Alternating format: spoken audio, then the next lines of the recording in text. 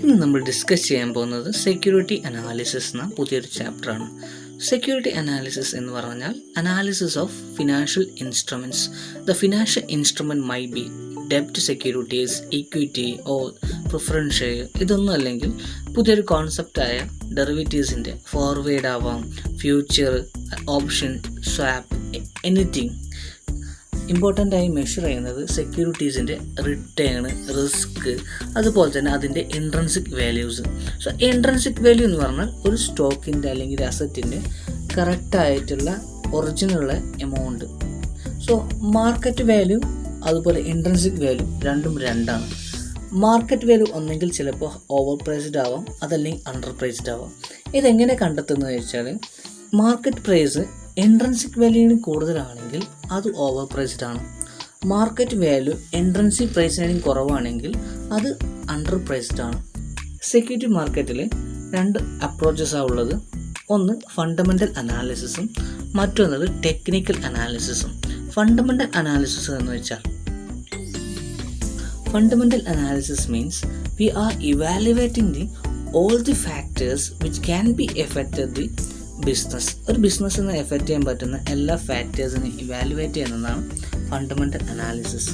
So ഏതൊക്കെ factors ഉണ്ടാവും? Economy ഉണ്ടാവും, ഇൻഡസ്ട്രീസ് ഉണ്ടാവും, ബിസിനസ് ഉണ്ടാവും. അപ്പോൾ ഈ മൂന്ന് കാര്യങ്ങൾ, ബിസിനസ് അല്ലെങ്കിൽ കമ്പനി. സോ ഈ മൂന്ന് കാര്യങ്ങൾ EIC എന്ന കോൺസെപ്റ്റാണ്. Economy, industry, company, EIC concept. ഇതിന് വേറെ പേരാണ് EIC അനാലിസിസ് എന്ന് പറയാറുണ്ട്. സോ അതുപോലെ ടെക്നിക്കലാണെങ്കിൽ നമ്മൾ ഗ്രാഫ് വെച്ചിട്ടോ അതല്ലെങ്കിൽ സ്റ്റോക്കിൻ്റെ ഹിസ്റ്റോറിക്കൽ പ്രൈസ് മൂവ്മെൻറ്റ് വെച്ചിട്ട് നമ്മൾ സ്റ്റോക്ക് പ്രൈസിനെ പ്രെഡിക്റ്റ് ചെയ്തതും അതുപോലെ തന്നെ സ്റ്റോക്കിൻ്റെ കറക്റ്റായിട്ടുള്ള ഇൻട്രൻസിക് വാല്യൂസും കണ്ടെത്തുന്നതാണ് ടെക്നിക്കൽ അനാലിസിസ്. ഫണ്ടമെൻ്റൽ അനാലിസിസ് എന്ന് പറഞ്ഞാൽ ഒരു ലോജിക്കലും അതുപോലെ സിസ്റ്റമാറ്റിക് അപ്രോച്ചാണ്. ഈ അപ്രോച്ച് കൊണ്ട് നമ്മൾ എന്ത് ചെയ്യുന്നത്, ഫ്യൂച്ചറിലെ ഡിവിഡൻറ്റും അതുപോലെ ഫ്യൂച്ചറിലെ ഷെയർ പ്രൈസും കണ്ടെത്താൻ വേണ്ടിയിട്ടാണ് ഫണ്ടമെൻ്റൽ അനാലിസിസ് ഉപയോഗിക്കുന്നത്. സോ ഫണ്ടമെൻ്റൽ അനാലിസിസിന് വേണ്ടി നമ്മൾ ഉപയോഗിക്കുന്ന വേരിയബിൾസാണ് കമ്പനി അനാലിസിസ്, ഇൻഡസ്ട്രിയൽ അനാലിസിസ്, അതുപോലെ തന്നെ എക്കോണമി അനാലിസിസ്. അപ്പോൾ ഈ എല്ലാ വേരിയബിൾസും മെഷർ ചെയ്തിട്ട് ഭാവിയിൽ എത്ര ഉണ്ടാവും നമ്മളെ കമ്പനിയുടെ ഷെയർ പ്രൈസ്. നമ്മളിപ്പോഴത്തെ കറണ്ട് വേൾഡിൽ ഒരു കമ്പനിയുടെ ഷെയർ പ്രൈസ് വെച്ചിട്ടാണ് ആ കമ്പനി എത്രത്തോളം പെർഫോമൻസ് ഉണ്ട് ഇല്ലേ എന്ന് മെഷർ ചെയ്യുന്നത്. അപ്പോൾ ആ കമ്പനിയുടെ ഷെയർ പ്രൈസിനെ എഫക്റ്റ് ചെയ്യുന്ന വേരിയബിൾസാണ് എക്കോണമി എഫക്റ്റ് ചെയ്യും, അതുപോലത്തെ ഏതാണ് കമ്പനിയുടെ ഇൻഡസ്ട്രീസ് അത് എഫക്റ്റ് ചെയ്യും, അതുപോലെ കമ്പനിയുടെ പെർഫോമൻസ്, കമ്പനിയുടെ ഫിനാൻഷ്യൽ പൊസിഷൻസൊക്കെ എഫക്റ്റ് ചെയ്യും. സോ ഇതെല്ലാം പഠിക്കുന്നതാണ് ഫണ്ടമെൻ്റൽ അനാലിസിസ്. അപ്പോൾ ഫണ്ടമെൻ്റൽ അനാലിസിസ് 3 ടയറായിട്ടുള്ള എക്സാമിനേഷൻസാണ്. First we need to examine about the economy. Company നിൽക്കുന്ന ഏത് എക്കോണമി, ആ എക്കോണമീൻ്റെ പെർഫോമൻസ് എത്രത്തോളം ഉണ്ട്. ഉദാഹരണം അതിൻ്റെ GDP ഗ്രോത്ത് റേറ്റ്, അതുപോലെ ഇൻഫ്ലേഷൻ റേറ്റ്, ഇൻട്രസ്റ്റ് റേറ്റ്, ഇതൊക്കെ നമ്മൾ മെഷർ ചെയ്യണം അവിടെ. അതുപോലെ തന്നെ ഇൻഡസ്ട്രിയൽ അനാലിസിസ്, ആ ഇൻഡസ്ട്രീസിൻ്റെ അല്ലെങ്കിൽ ആ ഇൻഡസ്ട്രീൻ്റെ സൈക്കിള്, ബൂമാണോ ഡിപ്രഷനാണോ സാച്ചുറേഷനാണോ ഗ്രോത്താണോ, ഈ കാര്യങ്ങളൊക്കെ നമ്മൾ പഠിക്കണം. അതുപോലെ റോ മെറ്റീരിയൽ അവൈലബിലിറ്റി. കമ്പനി അനാലിസിസിൽ ഏറ്റവും ഇമ്പോർട്ടൻ്റ് ആണ് ആ കമ്പനീൻ്റെ ഫിനാൻഷ്യൽ പൊസിഷൻസ്, അതുപോലെ കമ്പനീൻ്റെ മാനേജ്മെൻറ്റ്, അതുപോലെ തന്നെ കമ്പനീൻ്റെ കൾച്ചർ. അപ്പോൾ ഇതെന്ത് ചെയ്യണം, നമ്മൾ മെഷർ ചെയ്യണം. ഈ ഫണ്ടമെൻ്റൽ അനാലിസിസ് നമ്മൾ 3 ക്ലാസിഫൈ ചെയ്തിട്ടുള്ളത് പറഞ്ഞു. എക്കോണമി ഉണ്ട്, ഇൻഡസ്ട്രീസ് ഉണ്ട്, കമ്പനി ഉണ്ട്. ഇന്ന് നമ്മൾ ഡിസ്കസ് ചെയ്യാൻ പോകുന്നത് എക്കോണമി ഫാക്ടേഴ്സ് അല്ലെങ്കിൽ എക്കോണമി വേരിയബിൾസ് ആണ്. എക്കോണമി അനാലിസിസ് എന്ന് വെച്ചാൽ the performance of A company depends on the performance of the economy. Economy എങ്ങനെ ബിഹേവ് ചെയ്യുന്നു അതേപോലെ തന്നെയാവും നമ്മളെ കമ്പനീസും ബിഹേവ് ചെയ്യാം. നമ്മളെ എക്കോണമി ബൂമാണെങ്കിൽ നമുക്ക് നല്ല സെയിൽസ് ഉണ്ടാവും. നമ്മളെ എക്കോണമി ഡിപ്രഷനിലാണെങ്കിൽ നമുക്ക് തീരെ സെയിൽസ് ഉണ്ടാവില്ല, പ്രോഫിറ്റും കുറയും. ഫസ്റ്റത്തെ വേരിയബിളാണ് growth rate of national income. So growth rate കണക്കാക്കാൻ വേണ്ടി നമ്മൾ GDP ആണ് ഉപയോഗിക്കുന്നത്. GDP എന്ന് വെച്ചാൽ ഗ്രോസ് ഡൊമസ്റ്റിക് പ്രൊഡക്റ്റ്. ഒരു വർഷം ഒരു രാജ്യം ഉണ്ടാക്കിയ എല്ലാ ഗുഡ്സ് ആൻഡ് സർവീസിൻ്റെയും ഫൈനൽ ഔട്ട്പുട്ട് വാല്യൂസിനാണ് പറയുന്ന പേരാണ് GDP എന്ന് പറയുക. അപ്പോൾ നമ്മുടെ രാജ്യത്തിൻ്റെ ഇപ്പോഴത്തെ അവസ്ഥ എന്ന് വെച്ചാൽ 3.1 GDP growth rate. That means we are under performings. നമ്മളെ മാക്സിമം പോയത് 8.1 ആയിരുന്നു. ഇപ്പോൾ നമ്മളെ GDP ഗ്രോത്ത് റേറ്റ് എന്ന് പറയുന്നത് 2.1 ആണ്. അതായത് തീരെ കച്ചവടമൊന്നും നടക്കുന്നില്ല, ആൾക്കാർക്ക് ജോലിയില്ല, ഒരു പോവർട്ടിയിലേക്കുള്ളൊരു നീക്കം പോലെയാണ് നമ്മളെ എക്കോണമിയുടെ അവസ്ഥ. ഗ്രോത്ത് റേറ്റ് ഓഫ് നാഷണൽ ഇൻകത്തിൻ്റെ കൂടെ തന്നെ പറയേണ്ട ഒരു കാര്യമാണ് ബിസിനസ് സൈക്കിൾ. ഈ ബിസിനസ് സൈക്കിൾ നമ്മൾ 4 സ്റ്റേജസാണ് ഉള്ളത്. ഡിപ്രഷൻ ഉണ്ട്, റിക്കവറി സ്റ്റേജ് ഉണ്ട്, ബൂം സ്റ്റേജ് ഉണ്ട്, റിസഷൻ സ്റ്റേജ് ഉണ്ട്. ഈ 4 സ്റ്റേജ് നമ്മളെ കമ്പനീസിനെ എങ്ങനെയാണ് എഫക്റ്റ് ചെയ്യുക? ഡിപ്രഷൻ സമയത്ത് നമ്മുടെ കമ്പനിക്ക് തീരെ മാർക്കറ്റ് ഉണ്ടാവില്ല, തീരെ ഡിമാൻഡ് ഉണ്ടാവില്ല, പ്രോഫിറ്റ് ഉണ്ടാവില്ല. അതുപോലെ തന്നെ നമ്മൾ കൂടുതൽ എംപ്ലോയീസിന് എന്ത് ചെയ്യേണ്ടി വരും, പിരിച്ചു വിടേണ്ടി വരും. പിന്നെ റിക്കവറി സ്റ്റേജ് പറഞ്ഞാൽ ഈ ഡിപ്രഷൻ സ്റ്റേജിൽ നിന്ന് ഒരു ചെറിയൊരു പിക്കപ്പ് കിട്ടുന്നതാണ് റിക്കവറി സ്റ്റേജ് എന്ന് പറയാം.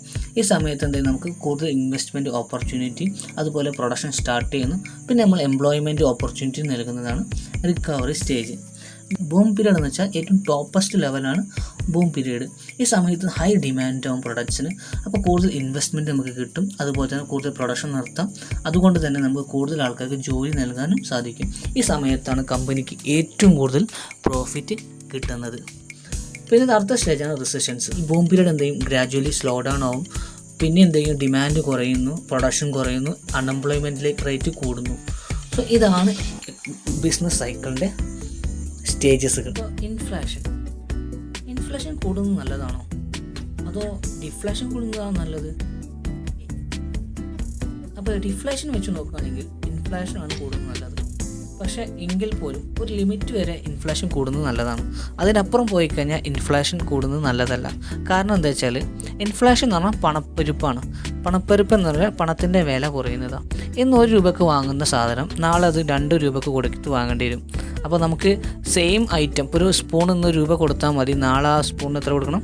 2 രൂപയാണെങ്കിൽ ഞാൻ ഇന്ന് 5 സ്പൂൺ വാങ്ങുന്നുണ്ടെങ്കിൽ നാളെ എത്ര വാങ്ങുന്നുള്ളൂ? ചിലപ്പോൾ 2 അല്ലെങ്കിൽ 3 സ്പൂണേ വാങ്ങുന്നുള്ളൂ. അപ്പോൾ ഡിമാൻഡ് കുറയുന്നുണ്ട്. പണപ്പെരുപ്പം കൂടി കഴിഞ്ഞാൽ ഡിമാൻഡും കുറയും. സോ ഇൻട്രസ്റ്റ് റേറ്റ് ഒരു ഇമ്പോർട്ടൻ്റ് ആയിട്ടുള്ള എലമെൻറ്റ് തന്നെയാണ്. ഇപ്പോൾ ഹൈ ഇൻട്രസ്റ്റ് റേറ്റ് ഉള്ള സമയമാണെങ്കിൽ, ഇപ്പോൾ ബാങ്കിൽ നിന്ന് കടം എടുക്കണമെങ്കിൽ നമ്മളൊരു 10-15% ഇൻട്രസ്റ്റ് റേറ്റ് നൽകുകയാണെങ്കിൽ ആരും എന്ത് ചെയ്യില്ല, പൈസ ബാങ്കിൽ നിന്ന് കടമെടുത്തിട്ട് ഒരു ബിസിനസ് സ്റ്റാർട്ട് ചെയ്യില്ല.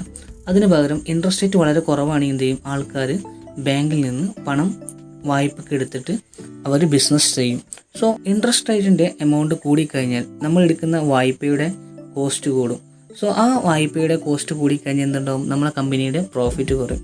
നമ്മളെ കമ്പനിക്ക് ഉണ്ടാകുന്ന എല്ലാ പ്രോഫിറ്റ് എന്തുണ്ടാവുള്ളൂ, ആ കമ്പനിയുടെ കോസ്റ്റ് ഓഫ് ക്യാപിറ്റലിനുള്ള റീപേയ്മെൻറ്റ് എമൗണ്ട് മാത്രമേ ഉണ്ടാവുള്ളൂ. സോ അങ്ങനെയാകുമ്പോൾ ആൾക്കാർ എന്ത് ചെയ്യില്ല, കമ്പനിയിൽ ഇൻവെസ്റ്റ് ചെയ്യില്ല. കാരണം എന്താ, റിട്ടേൺ ഓഫ് ഇക്വിറ്റിയും അതുപോലെ റിട്ടേൺ ഓഫ് ഇൻവെസ്റ്റ്മെൻ്റ് ഒക്കെ വളരെ കുറഞ്ഞു പോകും. Government revenue, government expenditure. So government revenue and government expenditure and deficit have significant role in our economy. So government is the largest investor and spender of the money. നമ്മുടെ രാജ്യത്തെ ഏറ്റവും വലിയ ഇൻവെസ്റ്ററും അതുപോലെ തന്നെ പണം സ്പെൻഡ് ചെയ്യുന്ന ആളും അത് ഗവൺമെൻറ് തന്നെയാണ്. ഗവൺമെൻറ്റിൻ്റെ റവന്യൂയും അതുപോലെ ഗവൺമെൻറ്റിൻ്റെ എക്സ്പെൻഡിച്ചർ ഡീറ്റെയിൽസും ഡെഫിസിറ്റും ഒക്കെ നമ്മുടെ എക്കോണമിയും നമ്മുടെ ബിസിനസ്സെയും നല്ലോണം എഫക്റ്റ് ചെയ്യുന്നുണ്ട്. സോ ഗവൺമെൻറ് റവന്യൂ പറഞ്ഞാൽ ടാക്സ് കളക്ഷനാണ്. ഇപ്പോൾ ഗവൺമെൻറ് ടാക്സ് കുറച്ചും കൂടി ഹൈക്കാക്കി കഴിഞ്ഞാൽ നമ്മളെ കമ്പനീസിൻ്റെ പ്രൊഡക്റ്റിൻ്റെ പ്രൈസ് എന്തെങ്കിലും കൂടും. പ്രൈസ് കൂടിക്കഴിഞ്ഞാൽ ഓട്ടോമാറ്റിക്കലി നമ്മളെ സെയിൽസ് കുറയും, സെയിൽസ് അല്ലെങ്കിൽ ഡിമാൻഡ് കുറയും, ഡിമാൻഡ് കുറഞ്ഞാൽ പ്രോഫിറ്റ് കുറയും. So it will affects our financial balance of our company. At the same time government expenditure, government കൂടുതലായിട്ട് മണി സ്പെൻഡ് ചെയ്യണം, പൈസ എന്ത് ചെയ്യും, പൊതുജനങ്ങളുടെ കയ്യിലെത്തും, അവരുടെ കയ്യിൽ എന്ത് ചെയ്യും, പണപ്പെരുപ്പ് ഉണ്ടാക്കും. ആ പണപ്പെരുപ്പ് എന്ത് ചെയ്യും, അവരൊരു മാർക്കറ്റിൽ ഇറക്കിയിട്ട് സാധനം വാങ്ങും. അങ്ങനെ സാധനം വാങ്ങുമ്പോൾ നമ്മളെ പ്രൊഡക്റ്റിന് എന്ത് ചെയ്യും, ഡിമാൻഡ് കൂടും. സോ ഒരു മണി ഫ്ലോ ഉണ്ടാക്കാൻ ഗവൺമെൻറ് എക്സ്പെൻഡിച്ചറിനെ കൊണ്ട് സാധിക്കുന്നതാണ്. എക്സ്ചേഞ്ച് റേറ്റ് നമ്മളെ കമ്പനീൻ്റെ പെർഫോമൻസിനെയും അതുപോലെ തന്നെ നമ്മളെ കമ്പനീൻ്റെ പ്രോഫിറ്റബിലിറ്റിയും ഡയറക്റ്റായിട്ട് എഫക്റ്റ് ചെയ്യുന്ന ഒരു കാര്യം തന്നെയാണ് എക്സ്ചേഞ്ച് റേറ്റ്. ഇപ്പോൾ നമ്മളെ കമ്പനി എക്സ്പോർട്ട് കമ്പനിയാണെങ്കിൽ നമ്മളെ കമ്പനിക്ക് നമ്മളെ ഇന്ത്യൻ കറൻസിയുടെ വാല്യൂ ഡിവാലുവേറ്റ് ചെയ്യുന്നതാണ് നല്ലത്. കാരണം ഇപ്പോൾ 80 രൂപയാണ് നമ്മളെ കറൻസിൻ്റെ വില, എക്സ്ചേഞ്ച് റേറ്റ് 80 രൂപ $US വെച്ച് നോക്കുമ്പോൾ 80 രൂപയാണെങ്കിൽ അത് 85 രൂപ ഡിവാലുവേറ്റ് ചെയ്യുന്നതാണ് ഒരു എക്സ്പോർട്ട് കമ്പനിക്ക് നല്ലത്. കാരണം വെച്ചാൽ നമ്മൾ ഒരു ഗുഡ്സ് എക്സ്പോർട്ട് ചെയ്യുന്ന സമയത്ത് നമുക്ക് ആദ്യം കിട്ടുക 80 രൂപയാണ്, ഇപ്പോൾ അത് കിട്ടുക 85 രൂപയാണ്. സോ ഒരു 5 രൂപേൻ്റെ അപ്രിസിയേഷൻ ഉണ്ടാകുന്നുണ്ട്.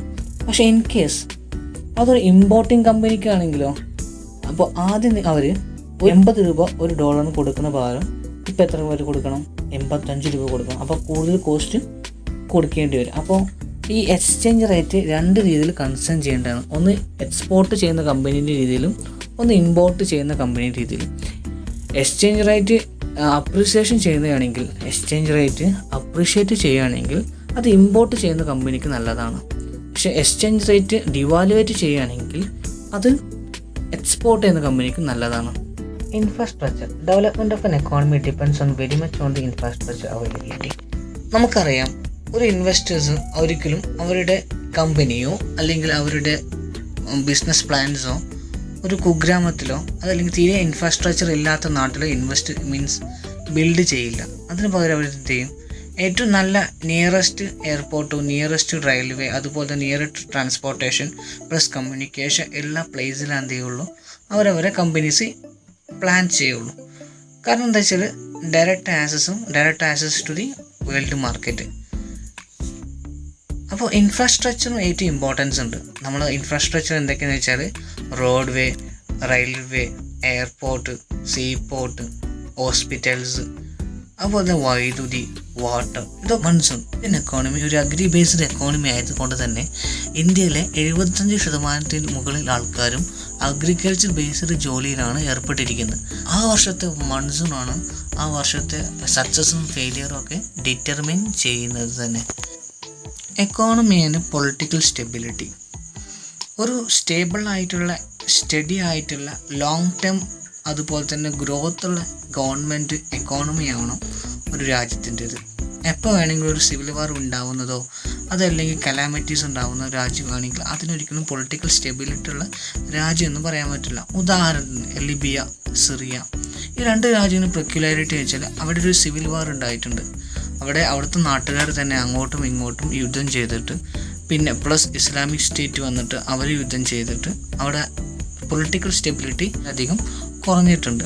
സോ അതുകൊണ്ട് തന്നെ അവിടെ തീരെ ഇൻവെസ്റ്റ്മെൻറ്റ് ഇല്ല, അവിടെ ഹോട്ടൽസ് ഇല്ല, അവിടെ റെസ്റ്റോറൻറ്റ്സ് ഇല്ല, പുതിയ നല്ല ഇൻവെസ്റ്റ്മെൻറ്റ് കമ്പനീസ് ഇല്ല, IT സോഴ്സസ് ഇല്ല. അവിടെ ഇപ്പോൾ വെറും അഗ്രികൾച്ചർ ബേസ്ഡ് ആയിട്ടുള്ള അതുപോലെ തന്നെ ഓയിൽ ബേസ്ഡ് കമ്പനീസ് മാത്രമേ ഉള്ളൂ. സോ ഒരു നല്ല പൊളിറ്റിക്കൽ സ്റ്റെബിലിറ്റി ഉണ്ടെങ്കിൽ മാത്രമേ കൂടുതൽ ഇൻവെസ്റ്റ്മെൻറ്റ് ആ രാജ്യത്തേക്ക്